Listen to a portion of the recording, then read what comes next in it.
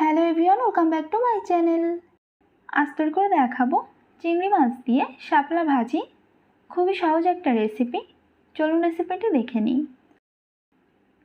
এখানে চুলায় একটা কড়াই বসিয়ে দিয়েছি। এর ভেতর আমি নিয়ে নিচ্ছি 3 থেকে 4 টেবিল চামচ মতো তেল। এবার এই তেলের ভেতর দিয়ে দিচ্ছি হাফ চা চামচ গোটা জিরা। জিরাটা কয়েক সেকেন্ড মতো একটু নেড়ে চেড়ে ভেজে নেব।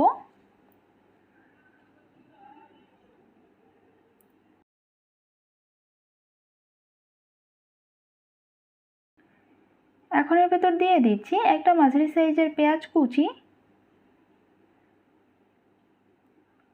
আর দিয়ে দিচ্ছি রসুনের কোয়া।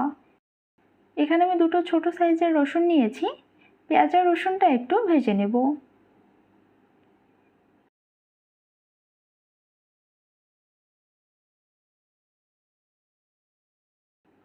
এখন এর ভেতর দিয়ে দিচ্ছি কিছু চিংড়ি মাছ।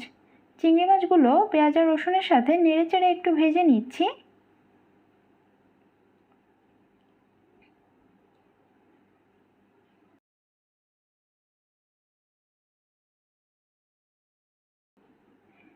এবার এর ভেতর দিয়ে দিচ্ছি আগে থেকে পরিষ্কার করে রাখা শাপলা। শাপলাগুলো একটু নেড়েচেড়ে নিচ্ছি। শাপলাটা এই পর্যায়ে অনেক বেশি মনে হলেও এটা রান্নার পর কিন্তু অনেকটাই কমে যাবে।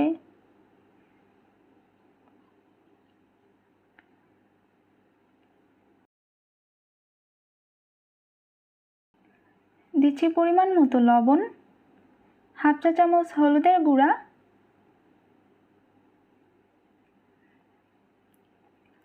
এই সব কিছু ভালোভাবে মিশিয়ে নিচ্ছি।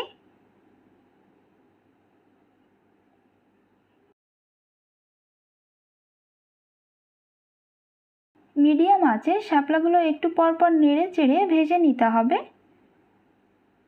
আর এখানে কোনো প্রকার জল ব্যবহার করার প্রয়োজন নেই, কারণ শাপলা থেকে যে জল উঠবে সেই জলেই শাপলাটা খুব সুন্দরভাবে সিদ্ধ হয়ে যাবে। আর এটা ঢাকনা দিয়ে রান্না করার কোনো প্রয়োজন নেই, কারণ শাপলাটা সিদ্ধ হতে খুব বেশি সময় লাগে না, খুবই অল্প সময়ের ভিতর এটা সিদ্ধ হয়ে যায়। এটা আমি একটু পরপর নেড়ে চেড়ে 7-8 মিনিট ভেজে নেব। আর এই সময়ের মাঝে শাপলাগুলো খুব ভালোভাবে সিদ্ধ হয়ে যাবে।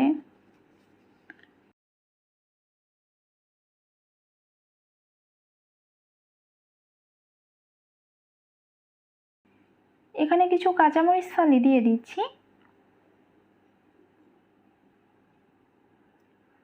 সব কিছু ভালোভাবে নেড়েচেড়ে মিশিয়ে নিচ্ছি। এটা আর একটু সময় ভেজে নেব।